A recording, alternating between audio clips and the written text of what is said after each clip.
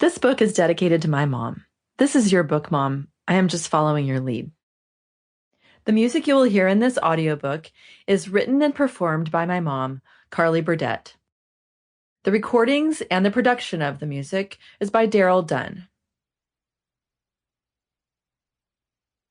Since the dawn of humankind, the two big questions each of us grapple with are, what is our purpose in life, and what happens after it ends?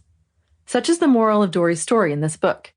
Its universal relatability is in the inescapable understanding we all have that our parents' inevitable passing will teach us something about our own. Will their assurances and beliefs hold true as they face the great unknown?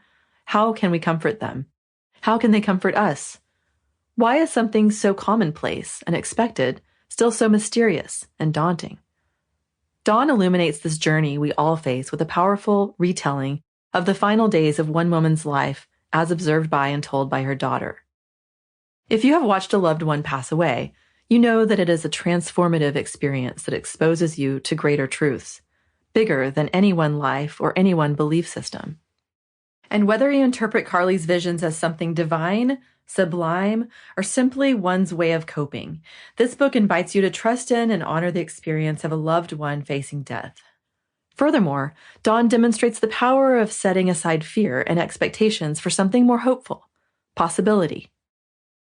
Dorie's journey recounted herein reminds us that we can never be sure what a new day will bring.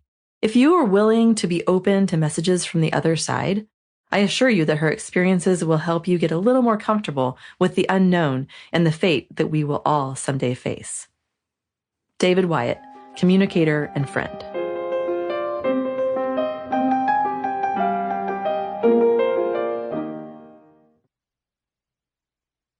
Prologue. My mom asked me to write this book while she was on her deathbed. It is a responsibility that I could not ignore. I think no one could. So I'm passing this along not only to fulfill that obligation, but also to honor the life she led, the lessons she taught me, and the beautiful end-of-life visions she had during her last few days.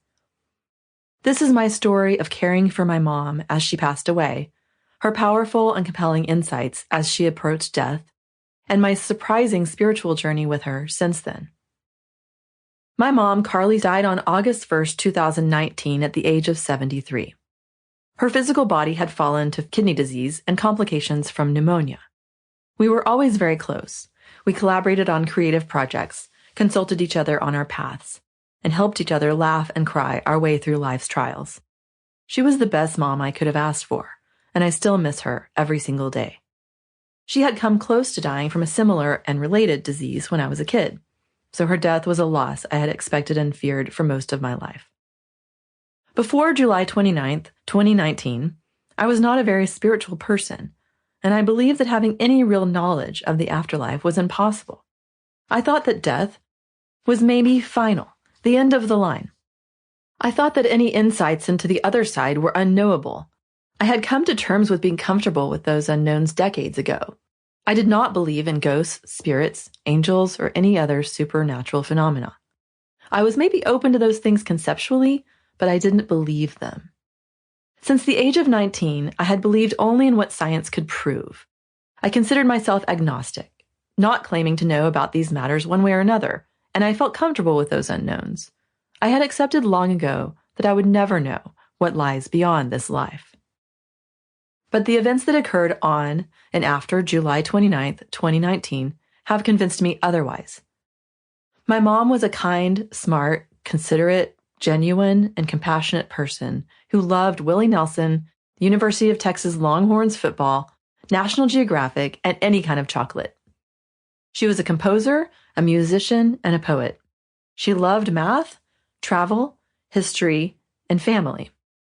She was a devout Christian, attending her non-denominational church weekly, volunteering and singing in the choir, playing the piano for funerals, and bringing food for group events. Before the very end of her life, she didn't talk much about her thoughts about the afterlife with me, other than the occasional Christian-based references to heaven and hell. During those precious last days I spent with her, while she was passing away, my mom had powerful visions and dreams of the afterlife, the universe, and our spiritual place in all of it. I listened as she emphatically proclaimed. Sample complete. Ready to continue?